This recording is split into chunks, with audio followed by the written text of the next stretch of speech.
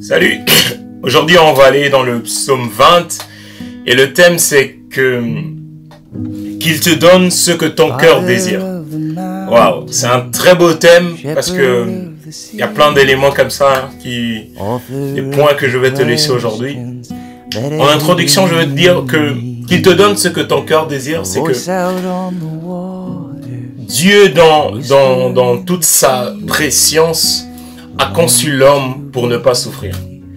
C'est vraiment ça. C'est-à-dire que l'homme a été conçu dans la volonté de Dieu.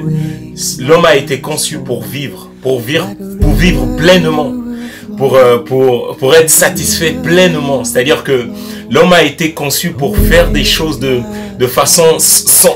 faire des choses sans avoir un sentiment de culpabilité en lui. C'est-à-dire que l'homme a été conçu, le projet de Dieu pour l'homme, c'est que tout ce qu'il puisse faire, il puisse le faire dans une attitude sans reproche. Qu'il puisse se satisfaire pleinement dans tout ce qu'il fait. Malheureusement, après la chute, dans le livre de la Genèse, dans le livre de la Genèse, on ne va pas prendre le texte, mais il dit, lorsque Dieu conçut l'homme et il le metta dans le jardin d'Éden, la fin du texte, il dit, c'était le bonheur dans le jardin d'Éden. Ça veut dire que le cœur de l'homme à cet instant-là était dans un bonheur absolu. C'est-à-dire que Adam, il dirigeait, il maîtrisait, il gérait tout était sous son contrôle, il maîtrisait, voilà, il donnait chaque nom à chaque animal, chaque catégorie. Il connaissait toutes choses et toutes choses lui ont été soumises sous son ordre. C'est-à-dire que l'homme était pleinement dans toute sa destinée. Et après la chute, le problème c'est que l'homme a été séparé de son créateur. Et cette séparation a créé plus ou moins des situations bien compliquées dans le cœur de l'homme. C'est-à-dire que le cœur de l'homme s'est délecté de son créateur. Et aujourd'hui, qu'il te donne ce que ton cœur désire, c'est vraiment la volonté de Dieu de rétablir toutes choses. La volonté de Dieu qu'il te donne ce que ton cœur désire. Ça veut dire que puisque avant la chute, Adam était pleinement satisfait dans le fait d'être en communion avec Dieu. C'est-à-dire qu'il prenait tout son plaisir en Dieu. Et son cœur, au fond, son cœur était en pleine satisfaction. Ça veut dire que puisqu'il se confiait totalement en Dieu, donc son cœur, le désir profond de son cœur s'épanouissait totalement dans sa communion avec Dieu. C'est vachement important parce que Adam trouvait en Dieu tout son plaisir. Ça veut dire que son cœur a été conçu pour être satisfait en Dieu. Qu'il te donne ce que ton cœur désire. Ça veut dire que le désir profond de ton cœur, qu'il te donne ce que ton cœur désire, ça veut dire que le désir au plus profond de ton être, c'est de te satisfaire en Dieu. Qu'il te donne ce que ton cœur désire, ça veut dire que la volonté première de l'homme avec un grand H, que les filles ne disent pas, ouais, non, un grand H, l'homme, son cœur, le désir profond de son cœur, c'est de se satisfaire en Dieu. Qu'il te donne ce que ton cœur désire. J'ai mis 3 points pour ce thème. Le premier, c'est que l'homme n'a pas été conçu pour souffrir. Je vais répéter plus ou moins les mêmes choses. Et le deuxième chose, c'est que Dieu désire satisfaire à tes requêtes. Dieu désire satisfaire à mes requêtes. Dieu désire satisfaire que je puisse trouver mon plaisir en lui afin que je puisse me satisfaire. Mon cœur a besoin de trouver, des plaisirs en lui. Mon cœur a besoin, parce que mon cœur a été conçu pour trouver mes plaisirs en lui en fait. La troisième chose, c'est que Dieu prend soin de ceux qui font de lui son plaisir, ses délices et qui prennent plaisir en lui. Dieu prend soin de ceux qui font, de ceux qui retrouvent, qui reconnectent leur cœur à sa source. Voilà. Donc, on va lire le psaume. Pour le premier point, l'homme n'a pas été conçu pour souffrir. L'homme n'a pas été conçu pour vivre dans la détresse, dans la peur de l'autre, la confusion de l'identité, les maladies, les souffrances et autres. Le projet de Dieu pour l'homme est qu'il puisse s'épanouir avec lui, qu'il puisse être en harmonie avec Dieu. La chute en Genèse a créé dans l'identité de l'homme un fossé avec son Créateur. et une destruction dans son identité. Le mal, la perdition, la destruction.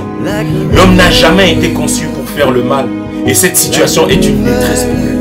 Ça veut dire que le cœur, lorsque le cœur de l'homme est emmené à faire le mal, ça le détruit lui-même. Parce que dans l'identité, dans la conception de l'homme, Dieu n'a jamais conçu l'homme pour qu'il puisse faire le mal.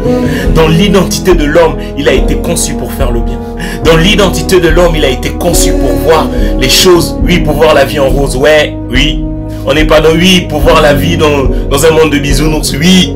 L'identité de l'homme, je sais pas pourquoi j'ai mis un t-shirt rose. L'identité de l'homme a été conçue pour voir la vie en rose.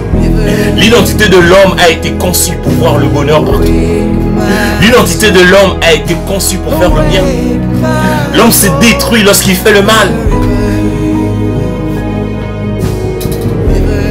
L'homme n'a pas été conçu pour souffrir. L'homme n'a pas été conçu pour faire le mal. L'homme n'a pas été conçu pour agir mal vis-à-vis des autres personnes. L'homme a été conçu pour vivre parfait selon la direction de Dieu.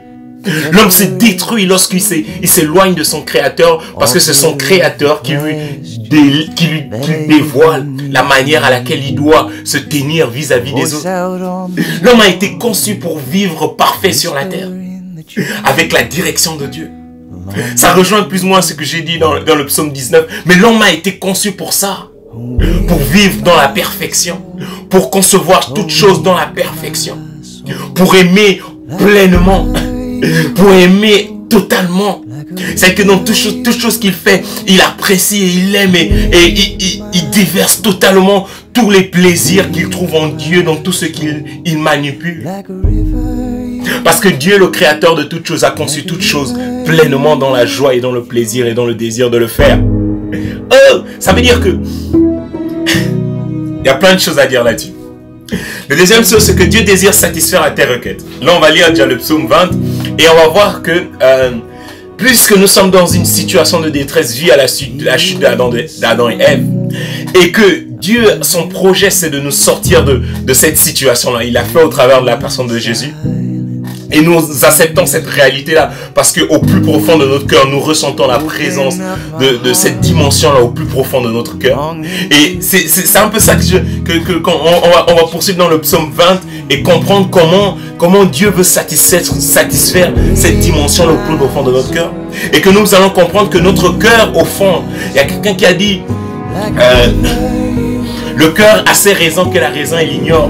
Ça veut dire que au-delà même de notre entendement, au-delà même de nos raisonnements, notre cœur qui est assez pour sa propre logique en elle et la logique profonde de notre cœur qui ne dépend pas de nous mais qui dépend de Dieu. Ecclésiaste 3 au verset 11, Dieu fait toutes choses belles en son temps. Il a même mis dans notre cœur la pensée de l'éternité. Notre cœur a été conçu pour satisfaire la pensée de l'éternité avec Dieu, au-delà même de notre entendement.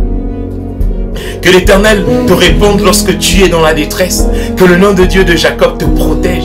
Qui t'envoie de secours depuis le sanctuaire, depuis Sion. Qui te soutienne. Qui se souvienne de toutes tes offrandes. Et qu'il accepte tes holocaustes. Qui te donne ce que ton cœur désire. Et qu'il accomplisse tous tes projets. Nous nous réjouirons de ton salut. Nous désirons l'étendard au nom de notre Dieu. L'Éternel exaucera toutes tes vœux. Je sais maintenant que l'Éternel sauve celui qu'il a désigné par Dieu. Ça veut dire que le premier point, c'est que Dieu désire satisfaire. Le deuxième point, Dieu désire satisfaire ce besoin-là, cette identité dans notre cœur à vivre l'éternité avec lui.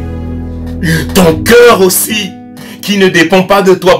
Il dit, Dieu a fait toutes choses belles en son temps. Il a même mis dans le cœur de l'homme la pensée de l'éternité. Ton cœur, mon cœur, désire qu'une seule chose, c'est être en communion avec son maître. Qu'il te donne ce que ton cœur désire. Ça veut dire que le désir profond de ton cœur, indépendant même de ta volonté, indépendant même de ma volonté, le désir profond de mon cœur, c'est qu'il puisse être en communion avec son Créateur. Dieu désire satisfaire tes requêtes. Dieu désire satisfaire les requêtes de ton cœur. Il désire satisfaire les requêtes de mon cœur. Les requêtes de l'homme est clair. C'est rétablir toutes choses. Secours-moi, satisfais mon désir de m'en sortir de toutes ces situations. Viens satisfaire mon désir de vouloir faire le bien, même si, sinon autrement, mon satisfaire de faire le bien. Même si mon entendement me demande de faire le mal. Même si mon entendement me demande de faire le mal. Le désir profond de Dieu, c'est de satisfaire les profondeurs de ton cœur.